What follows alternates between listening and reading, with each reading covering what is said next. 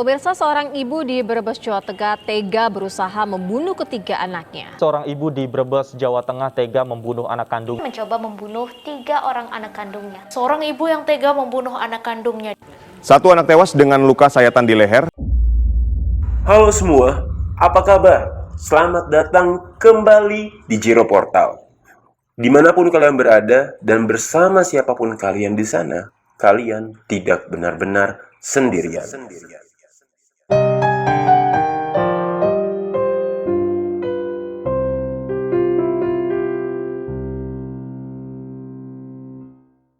Sejujurnya gue nggak tahu sih nama segmen ini apa, karena gue cuman kaget dan miris begitu tahu berita akhir-akhir ini mengenai ibu kandung yang tega membunuh 3 anaknya dengan menggoroknya sampai 1 diantaranya tewas dan 2 lainnya dalam keadaan krisis.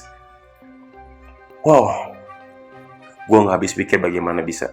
Gue yakin sebagian besar dari kalian udah pada tahu berita ini karena memang cukup gempar ya. Semua platform di media sosial banyak yang membagikannya dan media-media juga turut menyoroti dari tragedi atau peristiwa naas ini. Ya, peristiwa memilukan lagi-lagi terjadi di negara kita. Seorang ibu tega membunuh 3 anak kandungnya dengan cara yang sadis. Peristiwa tersebut terjadi di Kecamatan Tonjong, Kabupaten Brebes, Jawa Tengah pada Minggu 20 Maret kemarin 2022. Pelaku insiden tragis ini adalah seorang ibu muda, gue bilang ya, karena usianya masih 35 tahun, berinisial KU. Gue sebut aja kali ya, kayaknya kalian semua udah pada tahu deh namanya. Ya, Ibu Kanti. Ini jelas menggemparkan karena ibu ini tega menggorok 3 anaknya. Salah seorang korban itu berusia 6 tahun ditemukan sudah meninggal dunia dengan luka sayatan di leher. Yang mana lehernya itu sudah hampir putus. Parah. Sementara 2 anak lainnya dilarikan ke rumah sakit karena divonis mengalami luka berat. Tentu atas perbuatannya si pelaku ini langsung diamankan oleh pihak Polres untuk dimintai keterangan. Jadi kejadian ini adalah ketika Minggu pagi, subuh-subuh lebih tepatnya, Hamidah, bibi dari pelaku, ini ngedengar suara teriakan dari dalam kamar yang ditempati oleh KU si pelaku nih bersama ketiga anak-anaknya. Si bibi ini berusaha ngebuka pintu kamar yang saat itu dalam keadaan terkunci. Karena panik, si Hamidah ini berteriaklah minta tolong sampai didengar oleh tetangga-tetangganya yang merupakan warga sekitar. Saat Hamidah dan Irwan berhasil membuka pintu, tampak 1 korban telah meninggal dunia, sementara anak lainnya yang berusia 10 tahun dan berusia 5 tahun mengalami luka parah. Salah satu korban itu sudah terkulai lemas, namun 1 korban masih bisa berjalan menghampiri Irwan, yang pasti dengan keadaan luka parah dan darah yang berceceran. Hamidah dan Irwan sontak berteriak minta tolong hingga membuat warga berdatangan melihat peristiwa nahas tersebut. 2 korban yang masih selamat segera dilarikan ke puskesmas terdekat dan dirujuk ke RSU Siti Aminah Bumiayu guna mendapatkan perawatan intensif.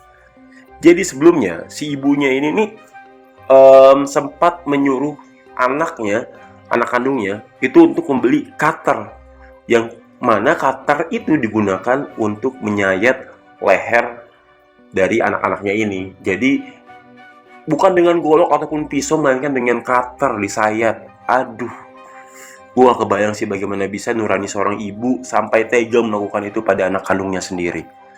Ketika dibawa ke Mako Polres Brebes, si ibu ini, sang pelaku ini sempat meracau dan itu direkam. Videonya juga sempat viral sih, gue rasa kalian juga udah nonton mungkin. Yang di video itu dia menyatakan kalau jangan pukul saya mas, saya nggak gila, dari kecil saya sudah dikurung sama semuanya.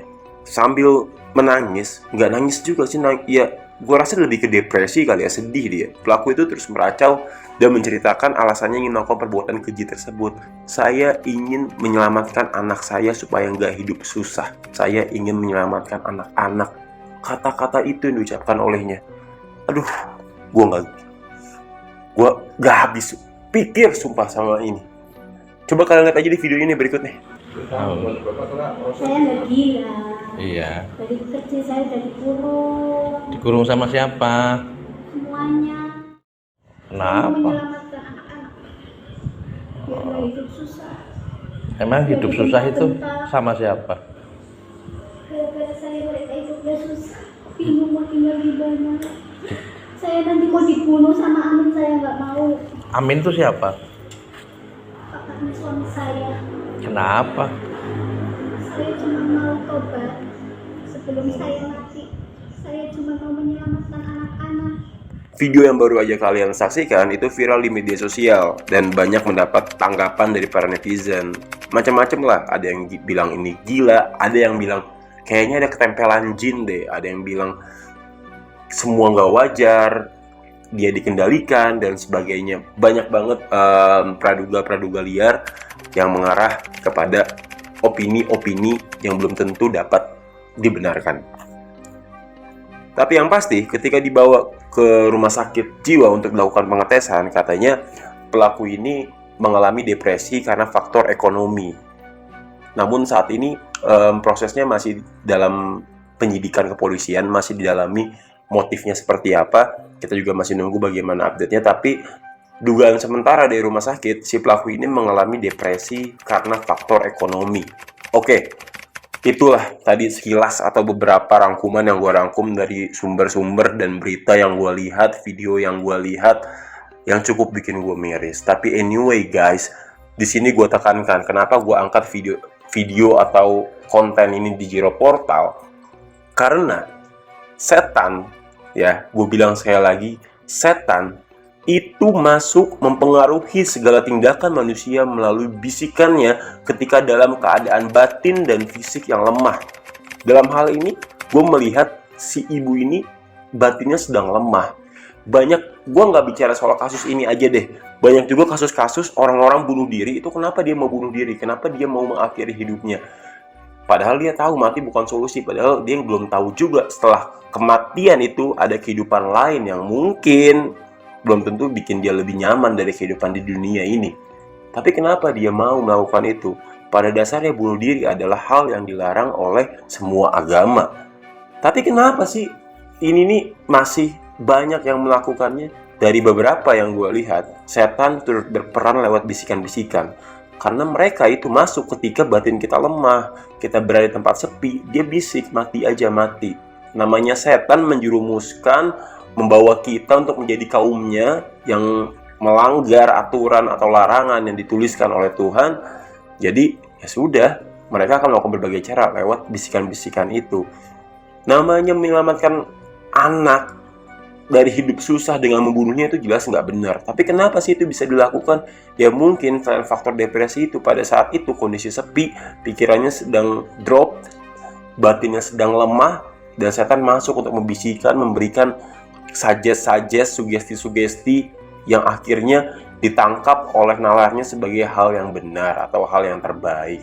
Itu yang salah sebenarnya sih guys. Jadi gue sarankan kepada kalian, apa sih pembelajaran yang bisa kita ambil dari kasus ini dan fenomena-fenomena lainnya mengenai bunuh diri ataupun pembunuhan.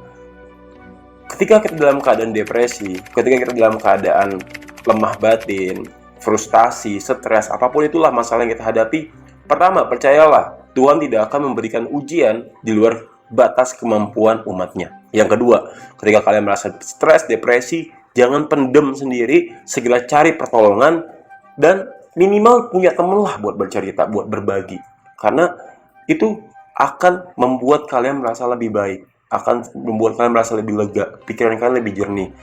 Hindari mendem sendiri, lama-lama kian numpuk, frustasi, kalian jadi nggak bisa berpikir jernih, setan masuk, disitulah terjadi kecelakaan yang tidak diinginkan oleh semua pihak. Oke, kurang lebih seperti itu, dan yang paling penting ketika kalian galau, stres, depresi, apapun itu modelnya, jauhi tempat-tempat sepi, jauhi tempat-tempat yang berpotensi kalian melakukan hal yang tidak-tidak, segera cari pertolongan, itu paling pertama, dan jangan sendirian. Itu sih paling penting sih. Ya. Teman-teman, dan kita kalau ketemu orang sekitar kita yang memiliki tanda-tanda depresi atau punya masalah besar, jangan dihindari, tanya, minimal kita jadi telinga buat mereka supaya mereka nggak ngerasa sendirian, jadi nggak ditemenin sama setan. Kurang lebih begitu. Saya Jero, Sampai ketemu di episode selanjutnya.